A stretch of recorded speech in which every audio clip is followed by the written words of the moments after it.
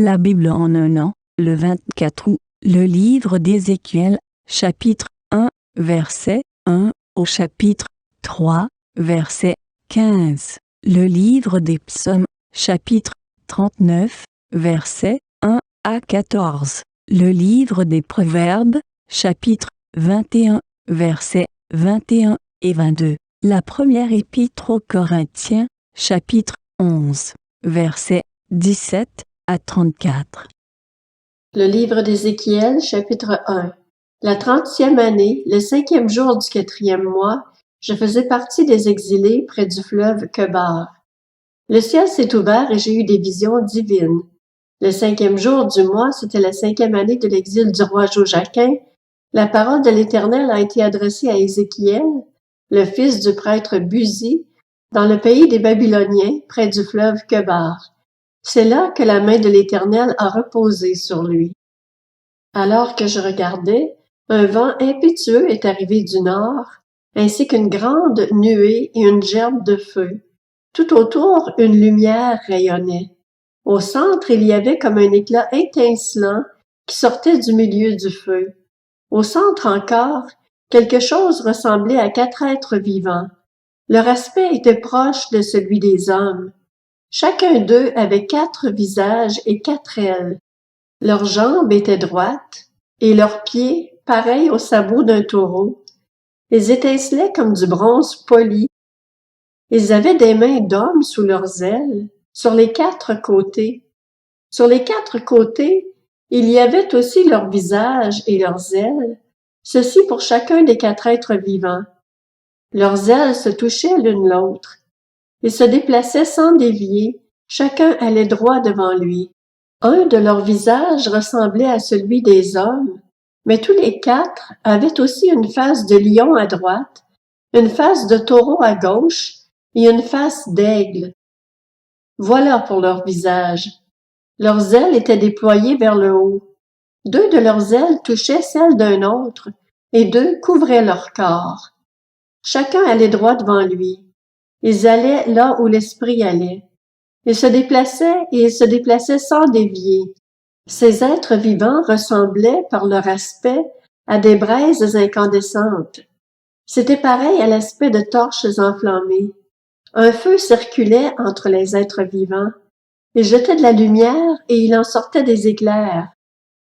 Les êtres vivants couraient et revenaient comme la foudre. Je regardais ces êtres vivants et j'ai vu que sur la terre se trouvait une roue à côté de chacun des êtres vivants aux 4 visages. Dans leur aspect et leur structure, les roues avaient un éclat pareil à celui de la chrysolite, et toutes les 4 étaient pareilles. Leur aspect et leur structure étaient tels que chaque roue paraissait être au milieu d'une autre roue. Dans leur déplacement, elles pouvaient suivre les 4 directions prises par les êtres vivants, et elles se déplaçaient sans dévier. La hauteur de leurs jantes était effrayante, et les jantes des 4 roues étaient couvertes d'yeux tout autour. Les roues suivaient les êtres vivants dans leur déplacement. Quand les êtres vivants s'élevaient au-dessus de la terre, les roues s'élevaient aussi. Ils allaient là où l'esprit allait, et les roues s'élevaient simultanément avec eux, car l'esprit des êtres vivants était dans les roues. Quand ils se déplaçaient, elles se déplaçaient, et quand ils s'arrêtaient, elles s'arrêtaient. Quand ils s'élevaient au-dessus de la terre, les roues s'élevaient simultanément avec eux, car l'esprit des êtres vivants était dans les roues. Au-dessus de la tête des êtres vivants, la voûte céleste ressemblait à l'éclat d'un cristal. C'était impressionnant. Voilà l'étendue qu'il y avait au-dessus de leur tête. Sous la voûte céleste, leurs ailes étaient tendues l'une contre l'autre, et ils en avaient chacun d'eux qui les couvraient. Ils en avaient chacun d'eux qui couvraient leur corps. J'ai entendu le bruit de leurs ailes quand ils se déplaçaient. Pareil au bruit des grandes eaux ou à la voix du Tout-Puissant, c'était un bruit aussi tumultueux que celui d'une armée. Quand ils s'arrêtaient, ils laissaient retomber leurs ailes. Une voix retentissait au-dessus de la voûte céleste qui était sur leur tête lorsqu'ils s'arrêtaient et laissaient retomber leurs ailes. Au-dessus de la voûte céleste qui était sur leur tête, il y avait quelque chose de similaire à une pierre de saphir, qui ressemblait à un trône, et sur cette forme de trône apparaissait quelqu'un dont l'aspect ressemblait à celui d'un homme, tout en haut. J'ai vu comme un éclat étincelant, comme du feu, qui l'enveloppait tout autour. Depuis ce qui semblait être ses hanches jusqu'en haut, et depuis ce qui semblait être ses hanches jusqu'en bas, j'ai vu quelque chose de similaire à du feu, une lumière qui rayonnait tout autour. Cette lumière qui rayonnait tout autour de lui avait le même aspect que l'arc-en-ciel dans les nuages un jour de pluie. C'était un reflet de la gloire de l'Éternel. À cette vue, je suis tombé le visage contre terre, puis j'ai entendu quelqu'un me parler. Le livre d'Ézéchiel, chapitre 2. Il m'a dit, « Fils de l'homme, tiens-toi debout sur tes pieds et je te parlerai. » Pendant qu'il me parlait, l'Esprit est entré en moi et m'a mis debout sur mes pieds. J'ai écouté celui qui me parlait. Il m'a dit, « Fils de l'homme, je t'envoie vers les Israélites, vers des nations rebelles qui se sont rebellées contre moi. Eux et leurs ancêtres se sont révoltés contre moi jusqu'à aujourd'hui. Ce sont des enfants à la tête dure et au cœur endurci. Je t'envoie vers eux et tu leur diras, « Voici ce que dit le Seigneur, l'Éternel. » Qu'ils écoutent ou qu'ils n'écoutent pas. En effet, c'est une communauté de rebelles. Ils sauront ainsi qu'il y a un prophète au milieu d'eux. Quant à toi, fils de l'homme, n'aie pas peur d'eux, n'aie pas peur de leurs discours, même si tu as pour compagnie des ronces et des épines, et que tu habites avec des scorpions. N'aie pas peur de leurs discours, et ne te laisse pas effrayer par eux, même si c'est une communauté de rebelles. Tu leur diras mes paroles, qu'ils écoutent ou qu'ils n'écoutent pas. En effet, ce sont des rebelles. Quant à toi, fils de l'homme, écoute ce que je vais te dire. Ne te montre pas rebelle comme cette communauté de rebelles. Ouvre ta bouche et mange ce que je vais te donner. J'ai regardé et j'ai vu qu'une main était tendue vers moi. Elle tenait un livre. Il l'a déroulé devant moi. Écrit des deux côtés, il contenait des complaintes, des lamentations et des gémissements. Le livre d'Ézéchiel, chapitre 3. Il m'a dit, « Fils de l'homme, mange ce qui est devant toi. Mange ce livre et va parler à la communauté d'Israël. » J'ai ouvert ma bouche et il m'a donné ce livre à manger. Il m'a dit, « Fils de l'homme, nourris ton ventre et remplis tes intestins avec ce livre, celui que je te donne. » Alors je l'ai avalé et dans ma bouche, il a été doux comme du miel. Il m'a dit, « Fils de l'homme, va trouver la communauté d'Israël et communique-leur mes paroles. » En effet, ce n'est pas vers un peuple dont le langage est obscur et la langue difficile que tu es envoyé, c'est vers la communauté d'Israël. Non, ce n'est pas vers de nombreux peuples dont le langage est obscur et la langue difficile, dont tu ne comprends pas les paroles. Si je t'envoyais vers eux, ils t'écouteraient. Mais la communauté d'Israël ne voudra pas t'écouter parce qu'elle ne veut pas m'écouter. En effet, toute la communauté d'Israël a le front dur et le cœur endurci. Cependant, j'ai endurci ton visage pour résister à leur visage, et ton front pour résister à leur front. J'ai rendu ton front aussi dur qu'un diamant, plus dur que la pierre. Tu n'auras pas peur d'eux, et tu ne te laisseras pas effrayer par eux, même si c'est une communauté de rebelles. Il m'a dit, « Fils de l'homme, que ton cœur accepte et que tes oreilles écoutent toutes les paroles que je te dirai. Va trouver les exilés, les membres de ton peuple.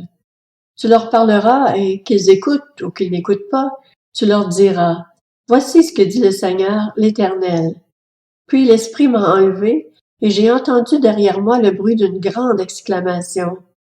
Béni soit la gloire de l'Éternel qui se manifeste depuis l'endroit où il réside. J'ai entendu le bruit des ailes des êtres vivants qui se touchaient l'une l'autre, le bruit des roues auprès d'eux et le bruit de cette grande exclamation. L'Esprit m'a donc enlevé et m'a emporté. Je suis parti amer et furieux, tandis que la main de l'Éternel agissait sur moi avec puissance. Je suis arrivé à Tel Abib, vers les exilés qui habitaient près du fleuve Kebar, et je me suis assis là où ils s'asseyaient.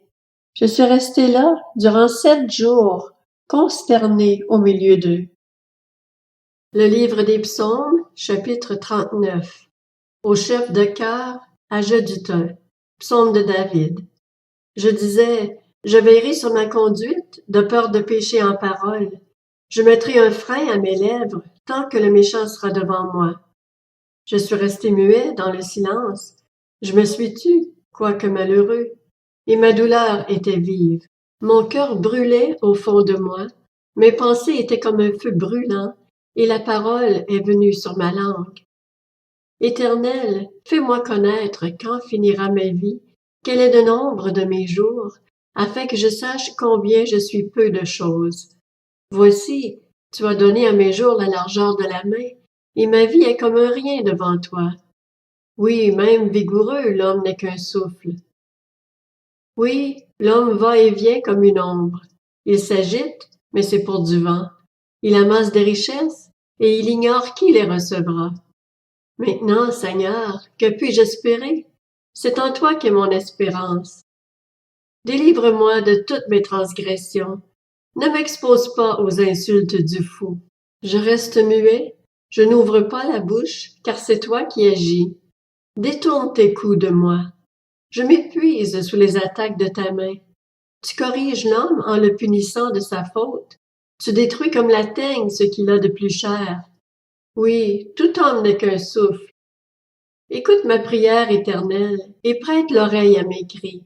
Ne sois pas insensible à mes larmes, car je suis un étranger chez toi, un résident temporaire comme tous mes ancêtres. Détourne ton regard de moi et laisse-moi respirer avant que je m'en aille et que je disparaisse. Le livre des Proverbes, chapitre 21. Celui qui poursuit la justice et la bonté trouvera la vie, la justice et la gloire. Le sage monte contre une ville de héros et abat la force dans laquelle il plaçait sa confiance. La première épître aux Corinthiens chapitre 11. En faisant la remarque suivante, je ne peux pas vous féliciter, car vous vous rassemblez non pour devenir meilleur, mais pour devenir pire. Tout d'abord, j'apprends que lorsque vous vous réunissez en assemblée, il y a parmi vous des divisions, et je le crois en partie. Il faut bien en effet qu'il y ait aussi des divisions parmi vous, afin que l'on puisse reconnaître ceux qui sont approuvés de Dieu au milieu de vous. Ainsi donc, lorsque vous vous réunissez, ce n'est pas pour prendre part au repas du Seigneur, car dès que vous vous mettez à table, chacun s'empresse de prendre son propre repas, et de sorte que l'un a faim tandis que l'autre est ivre. N'avez-vous pas de maison pour manger et boire? Ou bien méprisez-vous l'Église de Dieu et voulez-vous faire honte à ceux qui n'ont rien? Que vous dire? Faut-il vous féliciter? Sur ce point, je ne vous félicite pas. En effet, j'ai reçu du Seigneur ce que je vous ai transmis. Le Seigneur Jésus, la nuit où il a été arrêté, a pris du pain. Après avoir remercié Dieu, il l'a rompu et a dit, « Prenez, mangez. Ceci est mon corps qui est rompu pour vous. Faites ceci en souvenir de moi. » De même, après le repas, il a pris la coupe et a dit, « Cette coupe est la nouvelle alliance en mon sang.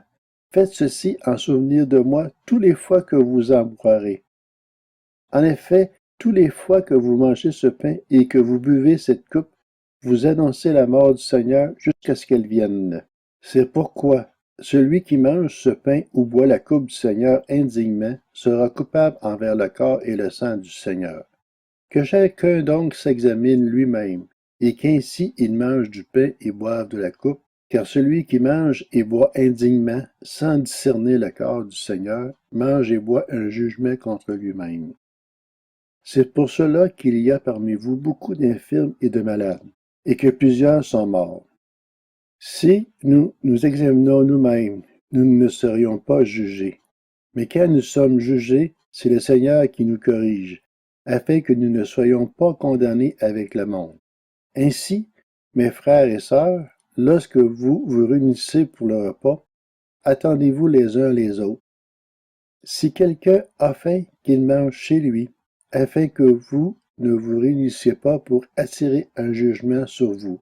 Quant aux autres questions, je les réglerai quand je viendrai chez vous.